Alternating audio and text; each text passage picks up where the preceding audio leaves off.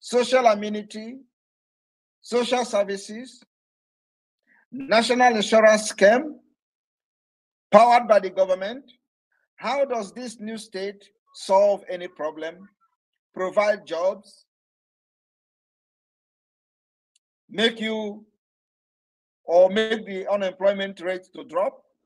How does this new state solve the insecurity, the Fulani remanding and marauding around Biafra land, killing our people, trying to grab our land, and of course, ravaging the entire Biafra and other part of Nigeria? How does that solve your problem? I have been listening to people commenting on the new national anthem. The reason I have not made a comment on that is because it is none of our business. But you see, this new state is our business. We can never allow it. And let me tell you, like I said, the Biafra Defense Forces are ready to take this particular liberation to the next level. The level we are now is self-defense against those arm-carrying criminals and terrorists in our land. The next phase of the self-defense is to go after those empowering and sponsoring them. Politicians, stay away from anything in the Southeast and South-South. Every senator must stay away. You don't represent Biafra, you don't represent Southeast, you don't represent South-South. The legitimacy has been taken away from you. Not the governors, not the senators, not the House of Representative members. You have lost legitimacy over anything Biafra, over anything South-South. Let me just put it South-South, Southeast, so you don't say there is no Biafra yet. You have lost legitimacy. You have no right to discuss on behalf of the people of the South-South and Southeast. And like I said, the Biafra people will take this war to your doorstep. Try it and see. After this particular warning this evening, let us see who is going to write his name under any paper saying you are distorting the map of Biafra in the name of representing them. And you will see how God will handle you. I want to make it again, and I want you people to call this particular segment today. I said, on behalf of the Biafra people, anybody seen trying to encourage the enslavement of Biafra people after they have given you a vote of no confidence and have delegitimized you, you come to impose a state. You declare yourself the highest enemy of Biafra. From today, we will never accept any imposition of a state, as it is not the solution to the problem of Biafra people today. We are looking for a permanent solution, not a temporary solution. Additional state does not solve anything. Rather, it will add to the pains. And it is going to open wounds that have healed. Because when you hear them say, go with 5 states, I look at them and I laugh. Do you think that in this liberation of Biafra, we will listen to your Southeast and South-South? We will go to the foundation. The problem we are having today is a foundational problem. We will go to the foundation. Some of them will even tell you, oh, Igbo people should go. And Igbo people should go with their 5 states. Who is talking about Igbo people? You have Igbo people in Benue State. You have Igbo people in River State. You have Igbo people in Cross River State. You have Igbo people in Delta State. You have Igbo people in Edo State. And they will tell you, Igbo people should go with their 5 states. Thunder will fire all of you. The one that doesn't have any direction.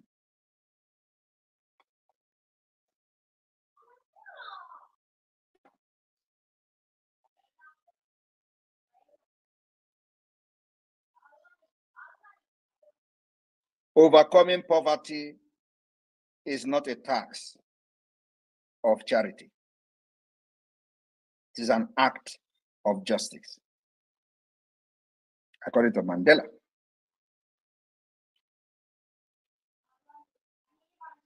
Many say that education is the most powerful weapon which you can use to change the world. How have your education changed your world in Nigeria? Only in Nigeria that this particular quote doesn't make any sense. Because there you have the highest professors.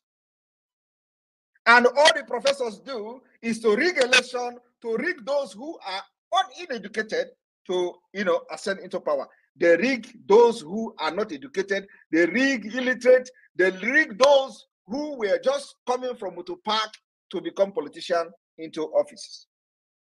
Professors. But there's a common understanding that the word said education is the most powerful weapon which can be used to change the world. This particular saying is not applicable to Nigeria, but it will be applicable to Biafra. Biafra will understand the importance of these words. We will make sure our women and children are protected. Today, many people are being butchered in Zamfara, in Jos. How many places will I mention and how many places will I omit? There are many places where people are being butchered every day. Nigeria doesn't care because they are not fighting for their own freedom. So long as those committing this terrorism against indigenous people in Nigeria are not fighting for the division of Nigeria, they are welcomed. Kill everybody, turn it into Islamic State, and there is no problem. We are not only going to deal with Nigeria with those carrying guns. The time has come. You see this new state issue? Let it just continue. And the people that are from the southeast and south piloting this particular fraud, they will have a very big questions and issues with the Biafra people. They will know how angry we are. They will know that some of us have actually pulled our heart off for our freedom to come, to save generation unborn.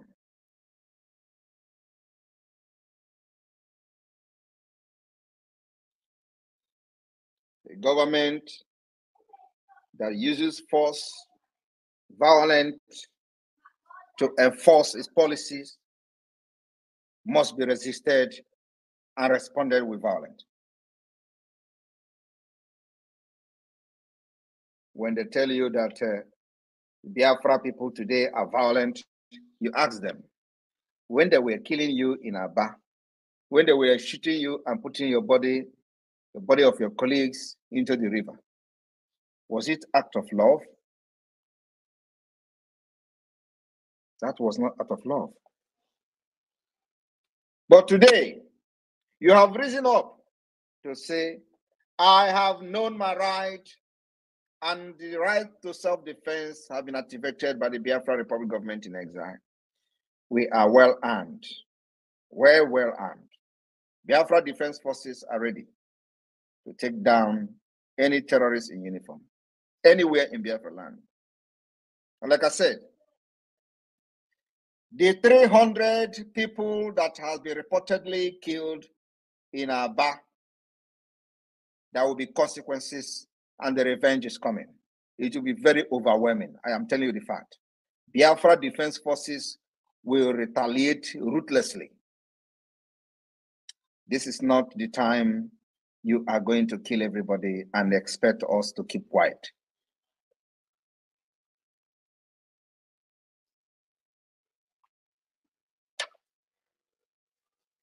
"300 people, innocent people, have been reportedly killed by Nigerian military terrorism army. According to them, they say they are revenging what happened in Aba. And I promise them today, Biafra Liberation Army will respond with overwhelming response.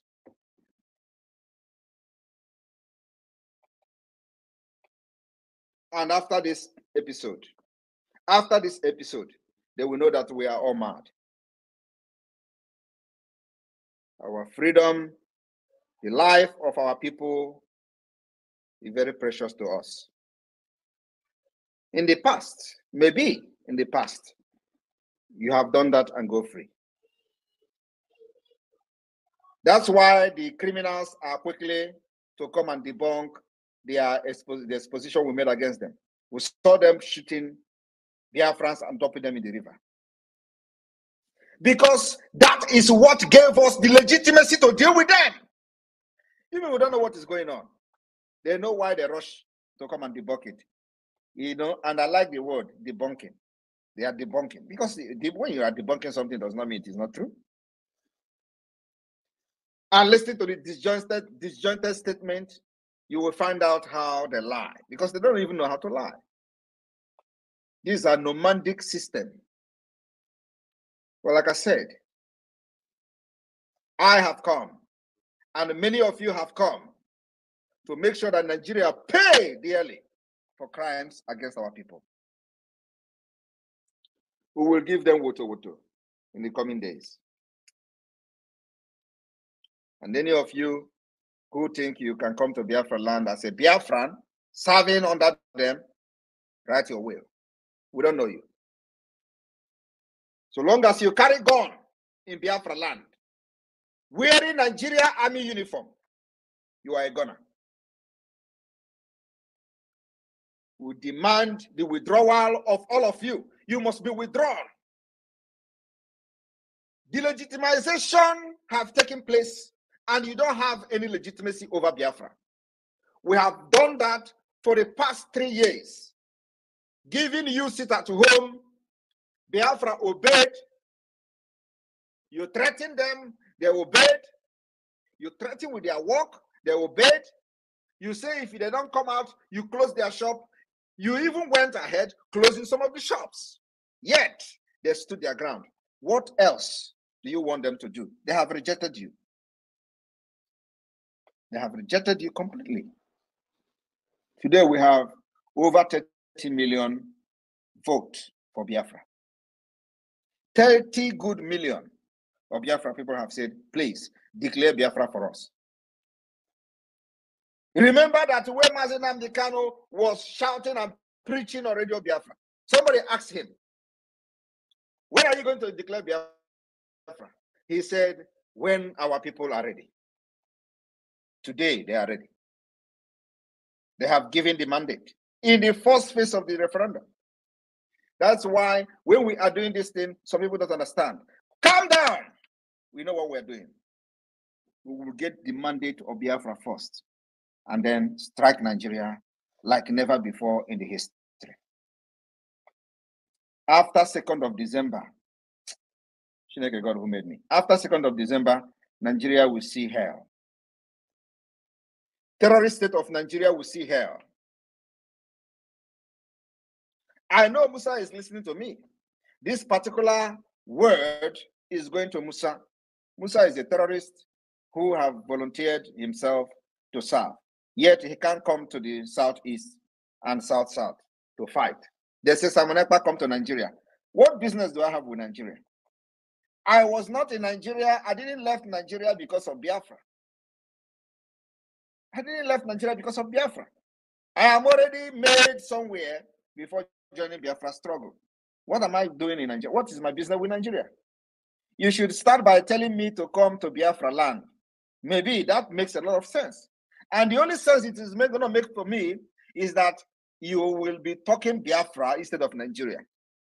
So it will create this particular awareness that I want. So don't stop telling me, come to Nigeria. Tell me to come to Biafra. I will listen to you.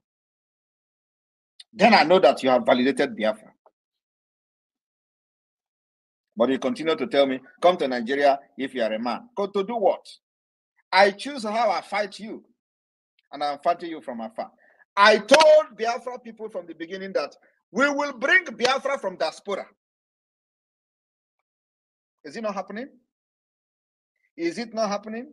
For the very first time, criminals are talking about regional government. Regional government, there. You think you have monopoly of violence? You think you're the only one who know how to shoot gun? You think the only one? We will revenge the killing of these 300 people in Aba. go and mark it today.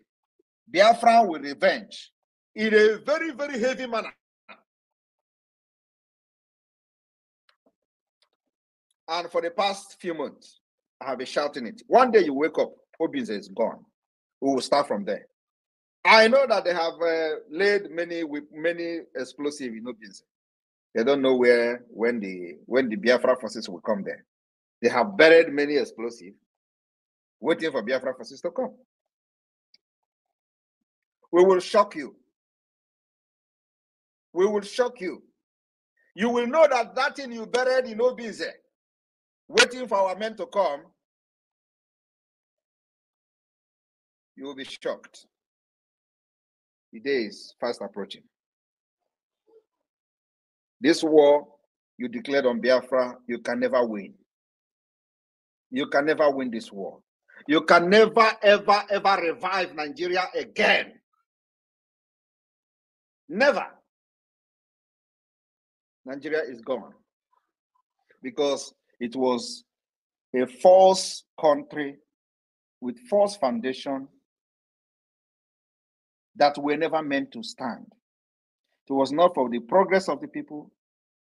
It's for a business interest of certain people. And many Biafrans, millions of Biafrans all over the world have come to understand that it is time to fight this once and for all.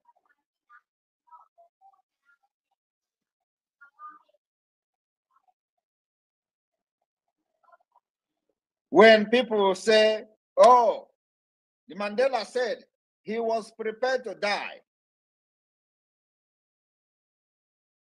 That was one of his famous speech in 1964.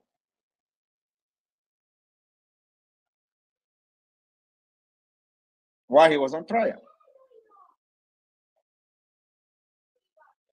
And many will tell you, oh, Mandela was fighting from forefront. Mandela was fighting from the front. Everybody who fought the war was in the front. Who told you that I am going to fight like those who fight in the front? I will not fight like those who fight in the front. I will fight from the back. My own is fighting from the back. And are you not seeing the result? Are you not seeing the result? You say Simon Ekpa come to Nigeria. The Biafra Liberation Army commanders are in Biafra land. Deal with them first before you talk about Simon Ekpa. They are there with you. You are looking for somebody who is not there. When you see them, you see me. When you see Biafra army commanders, you see me. That is me there. Who told you that if I want to come, I will not come and fight like them? But you know what? I choose how I fight you. And you can never change anything. Your nonsense propaganda cannot change anything. I have volunteered and sacrificed my life to make sure that Biafra people are liberated from this enslavement. Does not matter what it takes. It will happen. And the beginning of the liberation and freedom of Biafra will start from the 2nd of December, 2024. Nothing in this and on this planet will stop the declaration and the restoration of independence of Biafra. Come 2nd December 2024. Here in Finland. And that is the fulfillment of the prophecy that Biafra will come from the diaspora.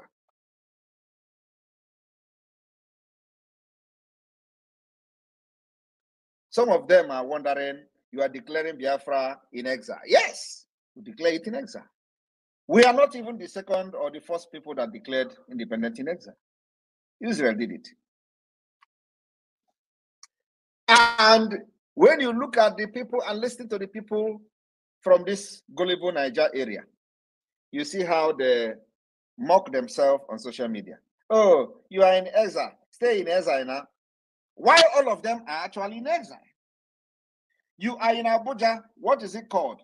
Is it not in exile? Is Abuja your fatherland? Some of you are going to do traditional marriage in Abuja. Is Abuja your homeland? Are you not in exile? You are in exile. Your own is even worse. because you have just 2 hours away from your village. You can't go there because of your evil. And they are here telling somebody who is 1,000 miles away, oh, you are not come here. As if you go to your village. Look at the one who called himself a Ejiofor, and the Ejiofor name will be banned. Anybody who gave after this Biafra struggle and the liberation of Biafra, let me see a family that will name their children or their son Ejiofor. That one say, oh, when he come to Nigeria and talk, we take him serious. He is in Abuja. He can't enter Biafra land. And challenge him. If he say he's a very reasonable man, let him go to Head Bridge on Monday and shout, Simon Ekpa, you are a madman. He should make a live video. And when he is going, he should carry all the military in Anambra and go there. I am telling you the fact. If he do it, I will know he's a man. But you know he cannot do it. But he will sit somewhere in the studio in Abuja and be talking rubbish. Simon Ekpa come home, can be in exile, as if he's not in exile.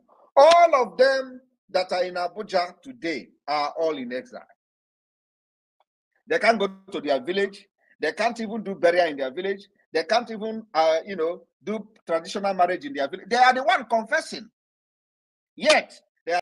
All right, wonderful people. Welcome back to this wonderful channel where we bring you back-to-back update and information as it is hot. In case you have not joined our social media handle, what are you waiting for? Kindly go ahead and subscribe, like, comment, share, and also remember to all your notification buttons so that whenever our news drop, you go be the first. We'll collect them. Let's go down to the news proper as it is hot. You don't share for the matters where we say it they happen for Obodo.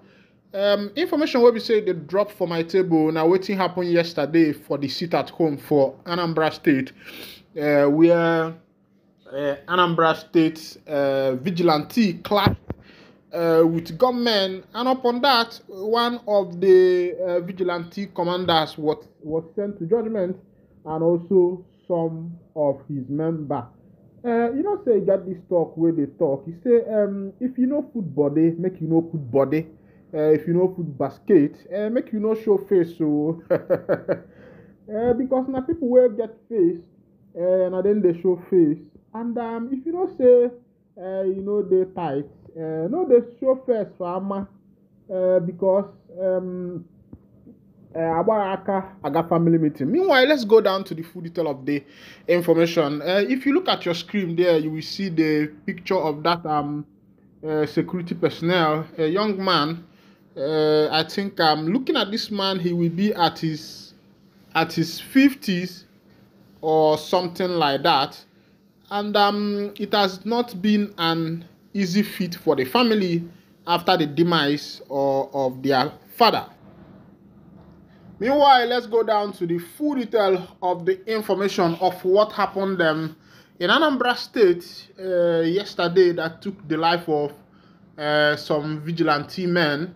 The commander was involved and some of his members. Before I will bring the full detail of this information, please, we know that security personnel, you people are there to protect your people, to make sure that your people is guarded. Also, as you are protecting, remember that you have a family at home, so that when you are running the duty of the nation, you will not look behind and find out that you are no more in this world, and your children also will find out that you are no more in this world and nobody is going to take care of them.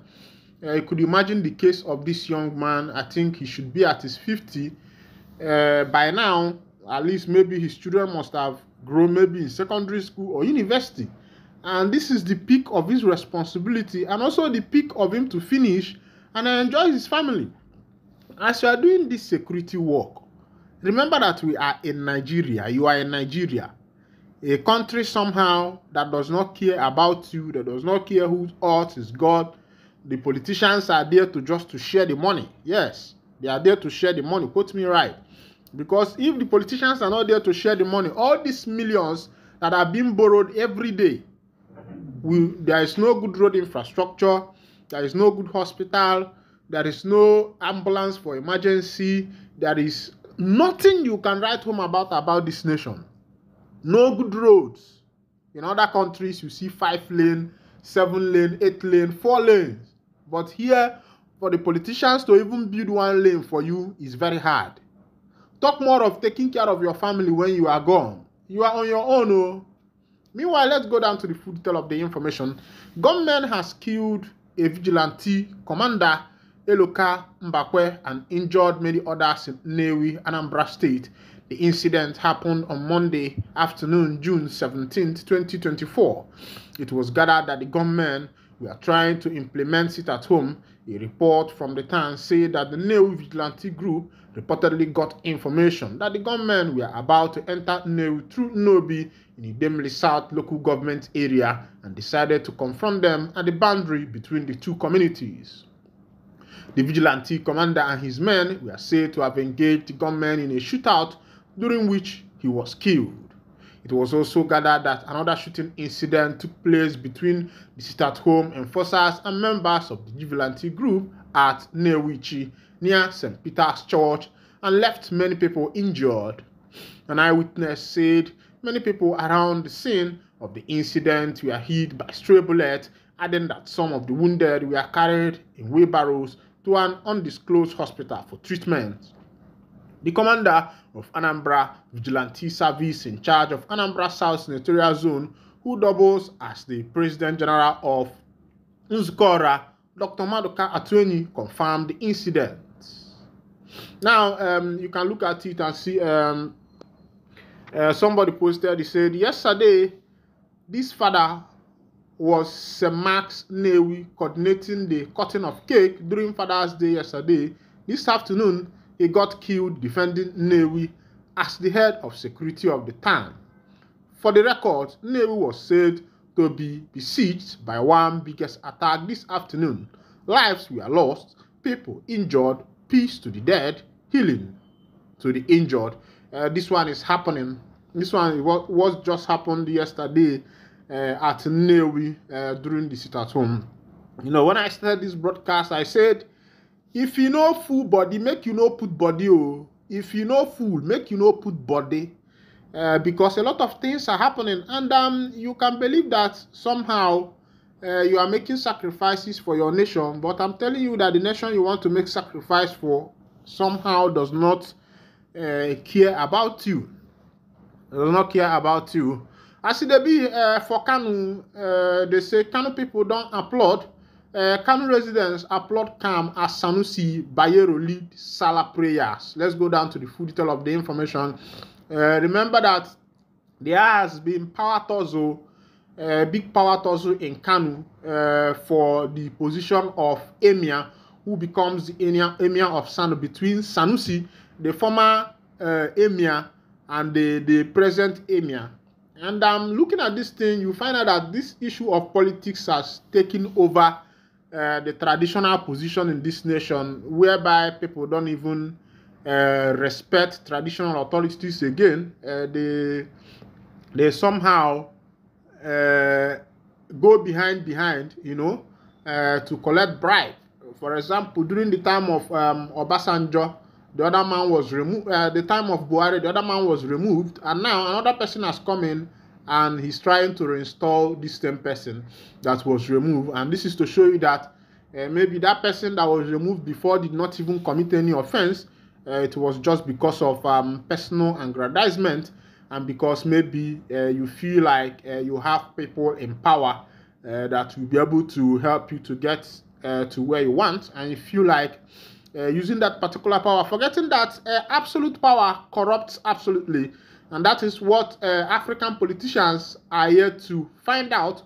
When you have the absolute power to do whatever you want, I'm telling you, it corrupts absolutely. As it be, a lot of blame has been apportioned to Southeast governors for Mazi Nnamdi Kanu's continued detention in the DSS custody. A lot of people, Ndi Igbo themselves, have been apportioning blames to Southeast governors that they have refused to put mouth in matters that concern Mazi Nnamdi Kanu Hamadike, one of Ndi Igbo. My name is Ndebanye Sina, and the Kotama million or Megan or Balo Fufu Bo. because these people have failed to recognize that Kanu is their brother, that Kanu also is one of them. Because if had it been that the governors in the southeastern part of Nigeria has put mouth or have decided fully to coordinate themselves and reach out to the president to see about what is happening to their brother, to make sure that this man is released from the DSS detention, I believe that by now Kanu must have been released. But what you can see there is what is called division. There is a lot of division whereby this person will say one thing, another person will say the other thing, and there is no correlation between these governors. When you meet the Ohaneze and Igbo, they will tell you that they are making plans. When you meet other people, they are also making their own plans. Now, the question is, who is actually making the right plan? That's the question you are going to ask yourself, because all of them say they are making plans. But let's go down to the full detail of the information. Ohaneze blames Southeast governors for Kanu's continued detention. The Child Ibe-led faction of Ohaneze Ndigbo yesterday said that the Southeast governors and some stakeholders from the zone should be blamed for the continued detention of the leader of the indigenous people of Biafra, Nnamdi Kanu, and not President Bola Tinubu. I think this one, they say this Chide Ibe-led faction of Ohaneze Ndigbo. And another question is, has Ohaneze Ndigbo been divided? That's another question I want to ask.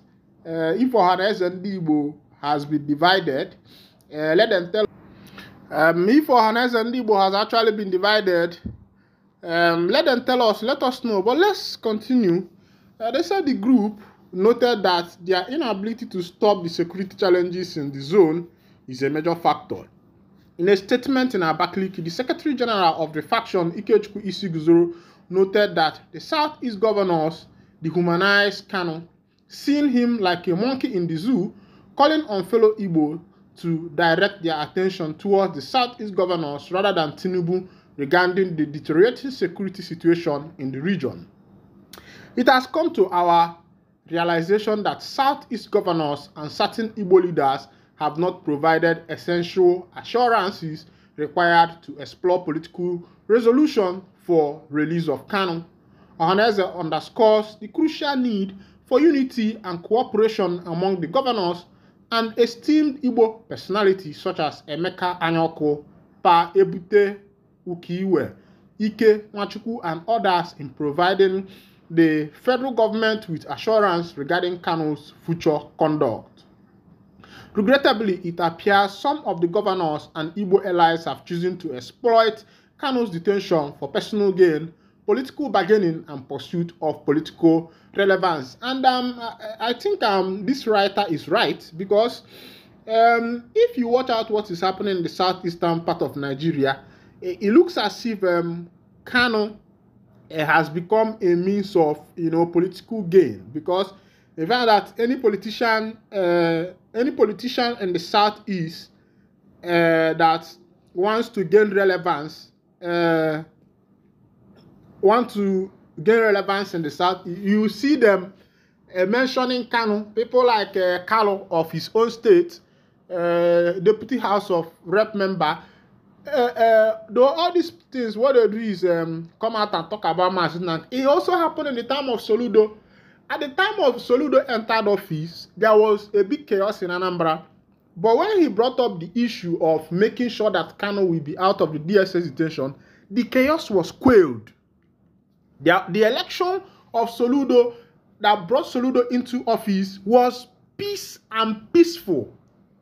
Even regardless of everything that was happening in Anambra State.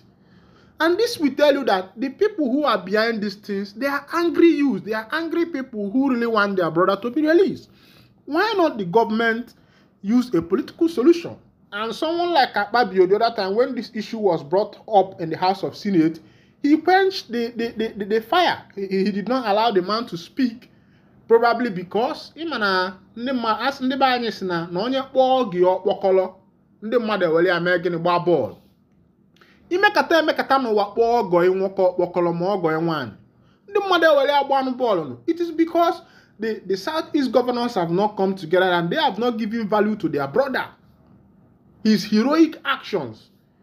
Yes, there has been a lot of accusation against him, a lot of charges leveled against him. But if you look at it from the other end, you will understand that Kano himself is a hero. This is where I'm winding down the curtain. In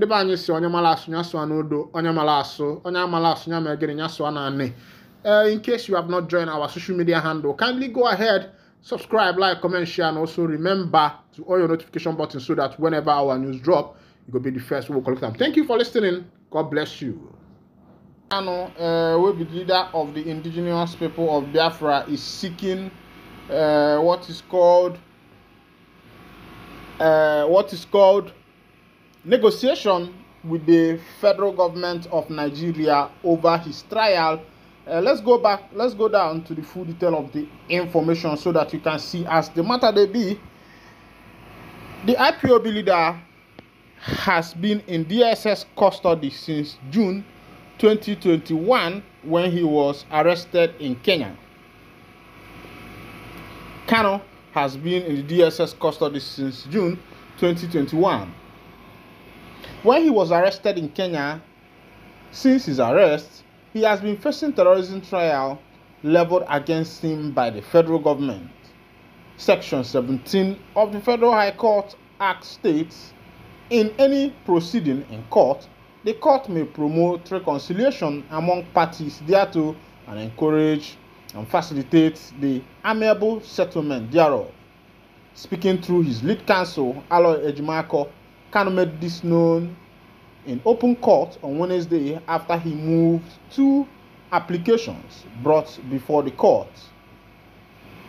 The first application is to move Form 49 and an application objection to the jurisdiction of the court.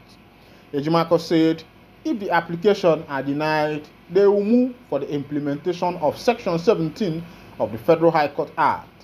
Responding to this, counsel to the federal government, Adegboyeya Awomolo, told the court that he had earlier informed the defendant that he does not have the powers to negotiate on behalf of the federal government, as the fiat given to him does not empower him to negotiate. He added that the defendant should approach the Attorney General of the Federation.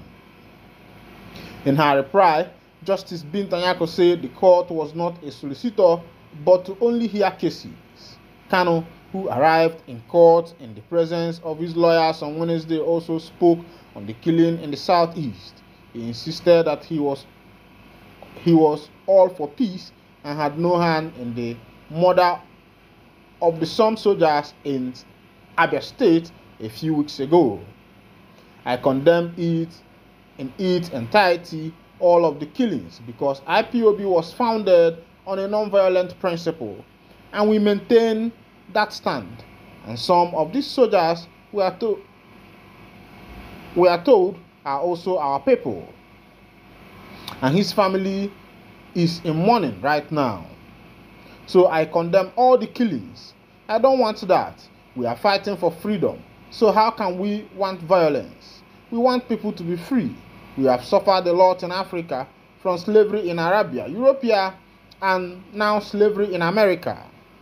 This is when to focus on this continent and be what God wants us to be, so that they will know that we know what they are doing, he told journalists in court.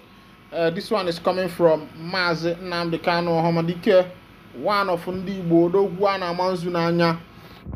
According to the information we just dropped from my table, he has moved for a negotiation with the federal government of Nigeria in order to be able to negotiate so that the government will see how best they can set him free and free him from the DSS detention and dungeon. Meanwhile, let's go to other information where we say in the country. But for you, what do you think on that Mazi Nnamdi Kanu's plea? Kindly go ahead and drop your comment on the comment section so that I will know what you think, what is your opinion. Right now in River State, there has been a lot of chaos in River State, katakata everywhere. as they say they don't buy 2 policemen, and also police has taken over 23 River State local government secretariat as crisis spread. The River State Police Command said it has taken over the local government council in the state as well as some critical infrastructure in oil and gas-rich state. The police said the action was to forestall further bloodbath as well as breakdown of law and order due to the spread of the crisis over the tenure of the outgoing local government chairman. The spokesperson for the State Police Command, Grace Iringekoko, disclosed this in a statement issued on Tuesday night. Iringekoko also confirmed the killing of a policeman and a member of local vigilante outfit. The statement reads, following the breakdown of law and order in various local government council secretariats in River State, where supporters of the 2 political factions clashed over the tenure of local government council chairman, a case of death was recorded at Ebiri Omuma local government, where a police officer and a vigilante were killed. To forestall more bloodshed and prevent a further breakdown,